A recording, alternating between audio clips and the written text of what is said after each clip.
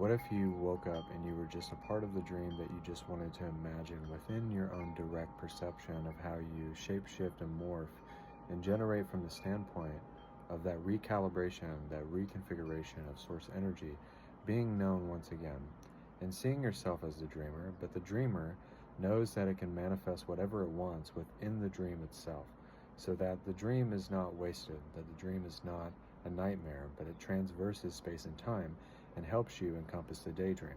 So as you prophesy, as you speak your intentions, as you metaphysically redirect your focus and your connection to Christ consciousness, to everything that is holy and dear to you, and that is important into your representation of how you use yourself as an example, using yourself as a spiritual mentor.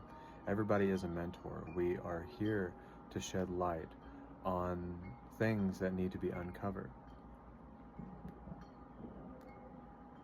so that we're actually flowing within the life progression that we want to be a part of.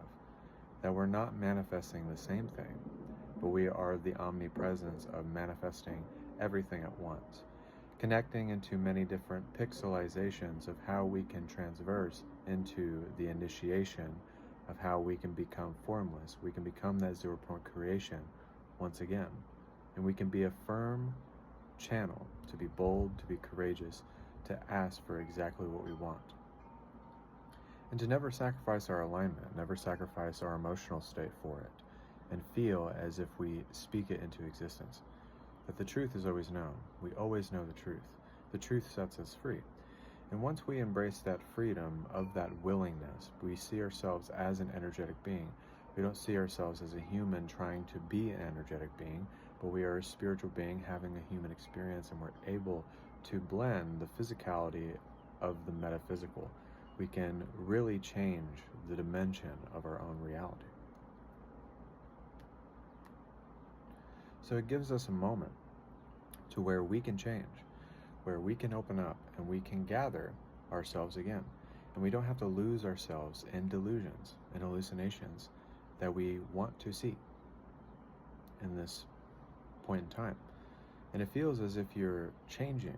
It feels as if you're having that transfiguration of the soul that sees yourself as the essential nature of knowing, of being autonomous in your own knowledge and your ability to procreate that divine fertility within yourself, to embrace the grids, to embrace that sense of sacred geometry, to each measurement, to each word, to each subtle, direct recognition of God knowing itself.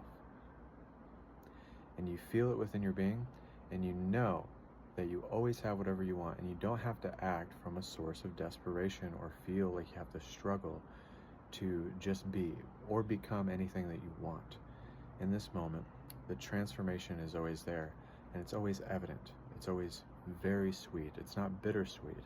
It's not feeling as if you're fighting karma or fighting yourself or fighting your partner because you feel like you have to please them at every second. But in this moment, you are fine. You're present. You're the blessed indeed. You are the prophecy, and you are the prophet that accepts it.